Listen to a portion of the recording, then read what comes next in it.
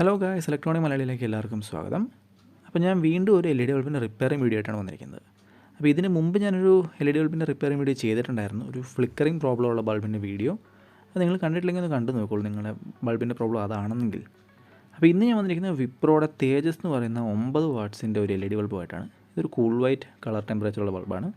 അപ്പോൾ ഇതിൻ്റെ പ്രോബ്ലം എന്ന് പറയുന്നത് ഫ്ലിക്കറിംഗ് അല്ല, പക്ഷേ തെളിയുന്നില്ല. തെളിയുന്നുണ്ടോ എന്ന് ചോദിച്ചാൽ തെളിയുന്നുണ്ട്, തെളിയുന്നില്ലേന്ന് ചോദിച്ചാൽ തെളിയുന്നില്ല. അതാണ് ഇതിൻ്റെ അവസ്ഥ എന്ന് പറയുന്നത്. കൃത്യമായിട്ട് നിങ്ങൾക്ക് മനസ്സിലായിട്ടില്ല എന്ന് എനിക്കറിയാം. അത് ഞാൻ നിങ്ങൾക്ക് ഡെമോ കാണിച്ചു തരാം, എന്താണ് ഇതിൻ്റെ പ്രോബ്ലം എന്നുള്ളത്. ഒരു മങ്ങി തെളിയുന്നൊരവസ്ഥ, വളരെ മങ്ങി, എന്നാൽ ഫുള്ളായിട്ട് തെളിയാതിരിക്കുന്നുമില്ല. ആ ഒരു രീതിയിലുള്ളൊരു അവസ്ഥയാണ് ഈ ബൾബിൻ്റെ എന്ന് പറയുന്നത്. അപ്പോൾ ഈ ഒരു ടെക്നിക്ക് എന്ന് പറയുന്നത്, ഇത് ഫിക്സ് ചെയ്ത് നമ്മൾ ഉപയോഗിക്കുന്ന ടെക്നിക്ക് എന്ന് പറയുന്നത് ഈ ഒരു ബ്രാൻഡിന് മാത്രമല്ല, എല്ലാ ബ്രാൻഡ് LED ബൾബുക്കും നിങ്ങൾക്ക് ട്രൈ ചെയ്ത് നോക്കാവുന്നതാണ്, ഒരു കുഴപ്പമില്ല. ഓക്കെ, അപ്പം ഇതിൻ്റെ ഡെമോ ചെയ്യാനായിട്ട് ഞാൻ ആദ്യമായിട്ട് ഇത് ഒന്ന് കണക്ട് ചെയ്ത് കാണിച്ചു തരാം. ഒരു മെയിൻ സപ്ലൈയിൽ ഇതിൻ്റെ ഐസൊലേറ്റഡ് പവർ സപ്ലൈ ആണ്. ഒരു 30 വാട്ട്സിൻ്റെ ഐസൊലേഷൻ ട്രാൻസ്ഫോമറാണ് ഇരിക്കുന്നത്.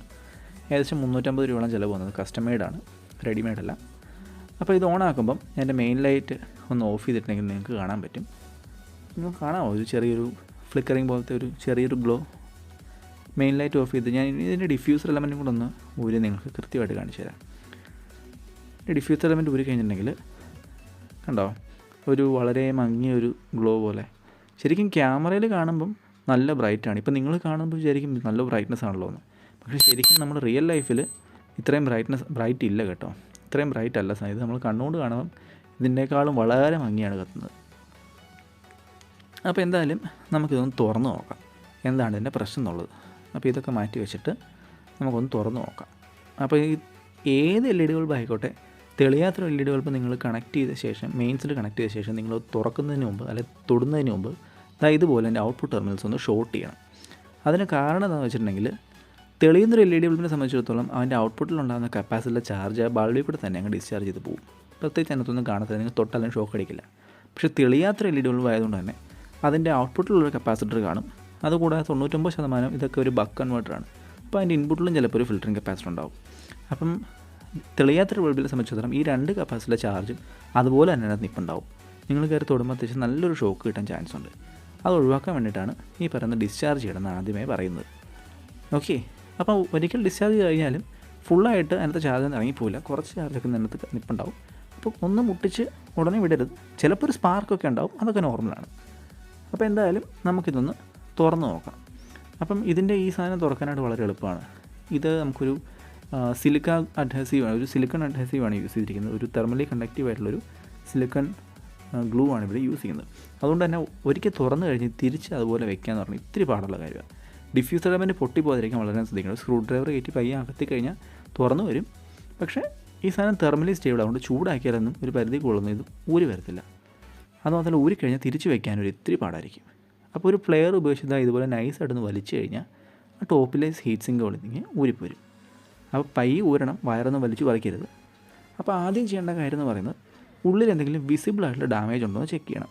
ആ കപ്പാസിറ്ററൊക്കെ വീർത്തിട്ടുണ്ടോയെന്നോ, അതിന് മുകളിൽ എന്തെങ്കിലും ഡിസ്കളറേഷൻ ഉണ്ടോയെന്നോ, അല്ലെങ്കിൽ അടിഭാഗത്ത് എന്തെങ്കിലും കരിഞ്ഞിട്ടുണ്ടോയെന്നോ, എന്തെങ്കിലും മണമുണ്ടോ, അല്ലെങ്കിൽ എന്തെങ്കിലും വയർ വിട്ടിടപ്പുണ്ടോ, ഇതൊക്കെയാണ് നമ്മൾ ആദ്യം ചെക്ക് ചെയ്യേണ്ട കാര്യം എന്ന് പറയുന്നത്.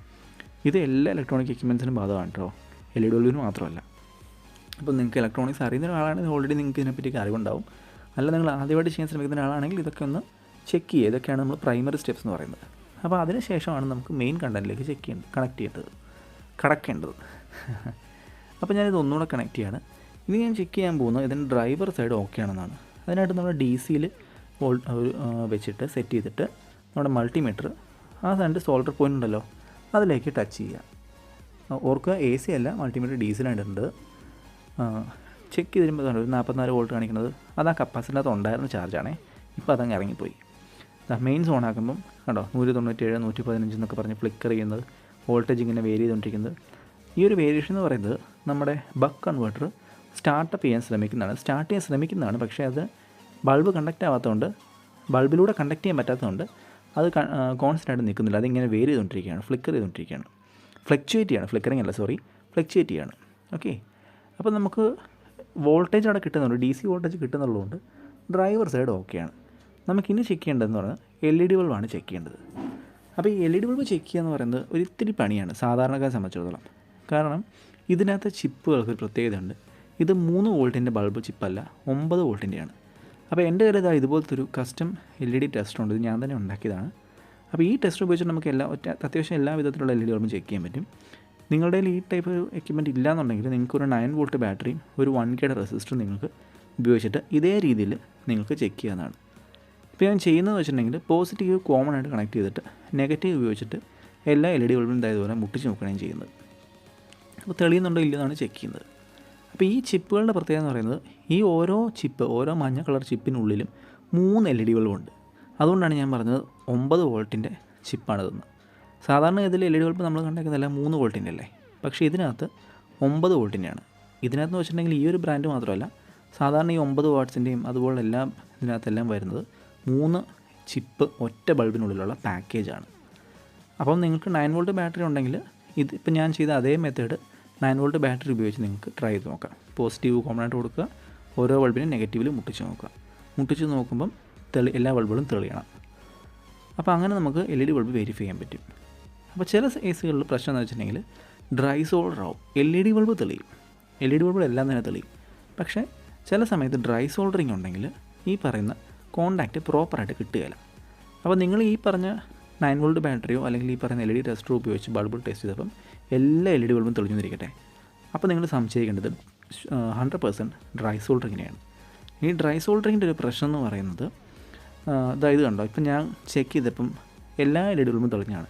പക്ഷേ വീണ്ടും ഒന്നുകൂടി ചെക്ക് ചെയ്തപ്പം അവിടെ ഒറ്റ LED ബൾബിന് ഒരു ചെറിയ ഡ്രൈ സോൾഡർ കണ്ടായിരുന്നു. അപ്പോൾ ഇത്രയും വലിയ ഹീറ്റ് സിങ്കിലാണ് ഈ സാധനം ഉറപ്പിച്ചിരിക്കുന്നത്. അതുകൊണ്ട് തന്നെ നമുക്ക് നോർമൽ സോൾഡറിങ് ഉപയോഗിച്ചിട്ട് അതിനെ റീഫ്ലോ ചെയ്യുക എന്ന് പറയുന്നത് ഇത്തിരി ബുദ്ധിമുട്ടാണ്. അങ്ങനെ റീഫ്ലോ ചെയ്യാൻ ശ്രമിച്ചപ്പം ആ LED ശരിക്കും പറഞ്ഞാൽ ഉരുകിപ്പോയി. അപ്പോൾ നമുക്കിനി വേറെ നിവൃത്തിയൊന്നുമില്ല, ആ LED ബൾബ് നമുക്ക് ബൈപ്പാസ് ചെയ്യണം. അപ്പോൾ ഇത്രയും വലിയൊരു അലുമിനിയം ഹീറ്റ് സിങ്കിൽ ഒട്ടിച്ചേക്കുന്നതുകൊണ്ട് നമ്മുടെ സാധാരണ 25 വാട്ട്സിൻ്റെ അയൺ ഉപയോഗിച്ചത് ഡീസോൾഡർ ചെയ്യുക അല്ലെങ്കിൽ റീഫ്ലോ എന്ന് പറയുന്നത് ഭയങ്കര പാടാണ്. അതുകൊണ്ടാണ് ഇതുപോലൊരു ചെറിയ കമ്പി ഉപയോഗിച്ചിട്ട് ഞാനിതിവിടെ ആ LED ബൾബിനെ കുറിച്ച് മാത്രം ഒന്ന് ഷോർട്ട് ചെയ്യാൻ പോകുന്നത്. അപ്പോൾ ഞാനിതൊന്ന് ഒരു പീസ് കമ്പി വെച്ചിട്ട് ഷോർട്ട് ചെയ്തിട്ടുണ്ട്. നിങ്ങൾക്കിവിടെ കാണാം, കണ്ടോ, ഒരു ചെറിയൊരു പീസ് കമ്പി വെച്ച് ഇവിടെ ഷോർട്ട് ചെയ്തിട്ടുണ്ട്. അപ്പോൾ നമുക്കിതൊന്ന് കണക്ട് ചെയ്ത് നോക്കാം ഇനി. ഓക്കെ, അപ്പോൾ ഞാൻ വീണ്ടും ഐസൊലേഷൻ ട്രാൻസ്ഫോമറിലാണ് കണക്ട് ചെയ്യുന്നത്. ഇങ്ങനെയുള്ള കേസുകളിലാണ് ഐസൊലേഷൻ ട്രാൻസ്ഫോമർ ശരിക്കും യൂസ് വരുന്നത്. ഷോർട്ട് ആയിട്ടുണ്ടെങ്കിൽ പേടിക്കാതെ നമുക്ക് കുത്താം. കണ്ടോ എന്ത് ബ്രൈറ്റായിട്ട് LED ബൾബ് തെളിയുന്നത്. അപ്പോൾ ആ ഒരു ബൾബിൻ്റെ ആ ഒരു സിംഗിൾ LED ബൾബിൻ്റെ ഡ്രൈ സോൾഡറിങ് ആയിരുന്നു ഈ ബൾബിൻ്റെ സ്റ്റാർട്ട് ആവാതിരിക്കുന്നതിനുള്ള കാരണം എന്ന് പറയുന്നത്. അപ്പം നമുക്ക് ഇങ്ങനെയുള്ള ബൾബുകളുടെ പ്രശ്നം എന്ന് വെച്ചിട്ടുണ്ടെങ്കിൽ ഒന്നാമത്തെ കാര്യം ഇലക്ട്രോണിക് ഷോപ്പുകളിൽ ഈ പറയുന്ന 9 വോൾട്ടിൻ്റെ SMD LED ചിപ്പ് കിട്ടാൻ ഇത്തിരി ബുദ്ധിമുട്ടാണ്.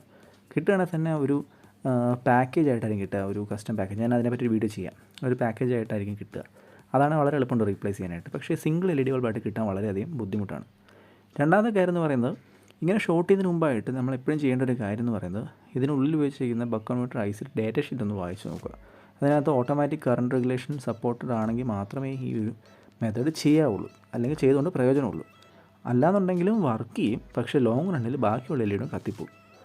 ഈ ഓട്ടോമാറ്റിക് കറണ്ട് റെഗുലേഷൻ എന്ന് പറയുന്നത് ഇപ്പോൾ ഉള്ള ഒരുമാതിരിയുള്ള LED ബൾബിൽ യൂസ് ചെയ്യുന്ന ബക്ക് കൺവെർട്ടർ ICക്ക് എല്ലാം തന്നെയുള്ള ഒരു ഫീച്ചറാണ്. വോൾട്ടേജ് അല്ലെങ്കിൽ LEDകളുടെ എണ്ണം അനുസരിച്ച് ഓട്ടോമാറ്റിക്കലി ഫോർവേഡ് വോൾട്ടേജ് അഡ്ജസ്റ്റ് ചെയ്യുകയും അതിനനുസരിച്ച് കറണ്ട് ഓട്ടോമാറ്റിക്കലി ലിമിറ്റ് ചെയ്യുന്നൊരു ഫംഗ്ഷനാണ് ഈ ഓട്ടോമാറ്റിക് കറണ്ട് റെഗുലേഷൻ എന്ന് പറയുന്നത്. പുതിയ മോഡൽ LED ഡ്രൈവർ ചിപ്പുകൾക്കെല്ലാം തന്നെ അത് ബിൽറ്റിനായിട്ട് വരുന്നുണ്ട്. അത്യാവശ്യം പഴയ മോഡൽ LED ബൾബൊക്കെ ആണെന്നുണ്ടെങ്കിൽ നമ്മൾ ഇതുപോലെ ഷോർട്ട് ചെയ്തിട്ട് എന്ത് പറ്റുന്നറിയോ, ആ LED കൂടെ പോകേണ്ടിരുന്ന കറണ്ടിനെ ഇപ്പോൾ നമ്മൾ ബാക്കിയുള്ള LED കൂടെ കടത്തി വിടുന്ന നിൽക്കുന്നുണ്ട്. അപ്പം റിമൈനിങ് ഉള്ള LED കറണ്ട് ഫ്ലോ ഇൻക്രീസ് ചെയ്യും. അത് ആ ബൾബ് തെളിയും, ഇച്ചിരി ബ്രൈറ്റായിട്ട് തെളിയും. പക്ഷേ കുറച്ച് കാലം കുത്തി കഴിയുമ്പോഴേക്കും ആ ബൾബും കൂടെ മിച്ചമുള്ള LED ഓരോന്നോരോന്നായിട്ട് പോകാൻ തുടങ്ങും.